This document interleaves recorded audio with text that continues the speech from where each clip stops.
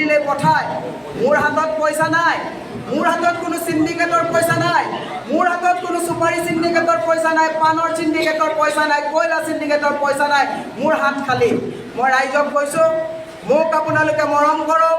আপোনালোকে মোক জয়ী কৰি পঠাওক মই আজি যেনেকৈ খালী হাতেৰে ৰাইজৰ হৈ কাম কৰিম বুলি ওলাই আহিছোঁ কাইলৈ যদি মই সংসদ হৈ জয়ী হৈ যাওঁ কোনো এজন ঠিকাদাৰৰ পৰা কমিশ্যন নোলোৱাকৈ ৰাইজৰ হৈ কাম কৰিম বুলি মই প্ৰতিশ্ৰুতি লাখপতি বাইদেউৰ নামত অৰুণোদয়ৰ নামত 10,000কৈ ষ্টুডেণ্টক দিয়াৰ নামত যে শপত গ্ৰহণ কৰাই মানুহক ভীতিগ্ৰস্ত কৰা হৈছে ইলেকশ্যন কমিশ্যনে তেওঁলোকৰ ওপৰত ব্যৱস্থা গ্ৰহণ কৰিব লাগে বুলি মই দাবী কৰিছোঁ মই আপোনালোকক অনুৰোধ জনাইছোঁ যে আপোনালোকে যোৱা যিগৰাকীয়ে সাংসদ পালে বিজেপিৰ পৰা গ'ল এটা শব্দ তেওঁ পাৰ্লিয়ামেণ্টত মাতিব নোৱাৰিলে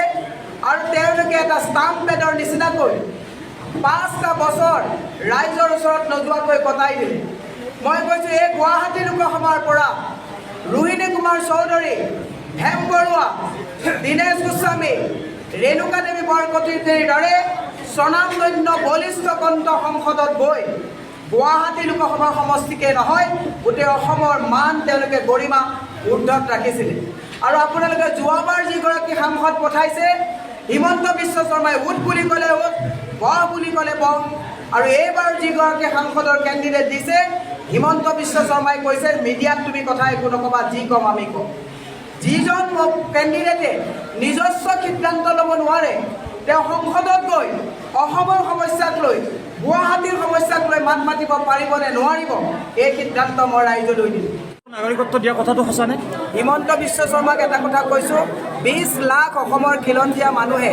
বানপানী গৰাখহনীয়াত ভূমি হেৰুৱাই পেলাই তেওঁলোকে সংস্থাপনৰ কাৰণে বিভিন্ন জেগাত সংস্থাপিত হৈ আছে তেওঁলোকক মাটিৰ পট্টা কেতিয়া দিব গুৱাহাটী 18টা পাহাৰত 85,000 ফেমিলিয়ে কবুলা এপ্লাই কৰাৰ পাছতো তেওঁলোকে আজি বসুন্ধৰাৰ জৰিয়তে তেওঁলোকক পট্টাহীনতা কৰি নিদ্ৰাহীন কৰিছে তেওঁলোকক পট্টা কেতিয়া দিব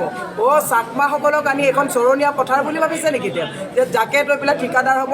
অসমৰ মাটিৰ ঠিকাদাৰ অসমৰ ৰাইজ অসমৰ মাটি কাক দিব অসমৰ ৰাইজে সিদ্ধান্ত ল'ব অসমীয়াৰ খিলঞ্জীয়া সকলো সিদ্ধান্ত ৰাইজে ল'ব এইটো একপক্ষীয়ভাৱে তেওঁ যদি কিৰণ ৰিজিজুৰ লগত কথা পাতি ভাবিছে যে অসমত খালী থকা পথাৰত সংস্থাপন দিম হিমন্ত বিশ্ব শৰ্মাই নিজৰ গাত নিজেই খান্দি ল'ব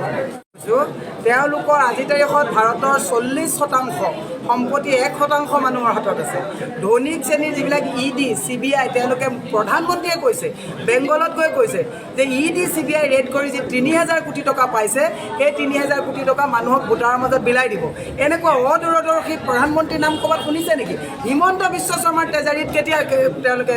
ED ৰেড কৰাব আগতেতো ED ৰেড কৰোৱাৰ কথা কৈ পেলাই বিজেপিলৈ নিছিলে তেওঁলোকৰ এই কথাবিলাকৰ প্ৰশ্নৰ উত্তৰ দিয়াৰ পৰিৱৰ্তে মই ৰাইজক কৈছোঁ যে আপোনালোকে আমাক বিপুল ভোটত জয়ী কৰি সংসদলৈ পঠাওক সংসদত গৈ অসমৰ জাতি জনগোষ্ঠী গুৱাহাটী লোকসভাৰ প্ৰতিটো সমষ্টি মই সজোৰে তাত সমস্যাবিলাকক উত্থাপন কৰি ৰাইজৰ হকে কাম কৰিবৰ কাৰণে ৰাইজৰ মনৰ বাত সংসদলৈ লৈ যাম ৰেডিঅ' খুলি 30 তাৰিখে মোদীৰ মনৰ বাত আমি 10 বছৰ শুনিলোঁ আৰু মোদীৰ মনৰ বাত শুনাতকৈ ৰাইজৰ মনৰ বাত দিল্লীলৈ লৈ গৈ আমি দিল্লীত দৃষ্টিগোচৰ কৰিম প্ৰধানমন্ত্ৰী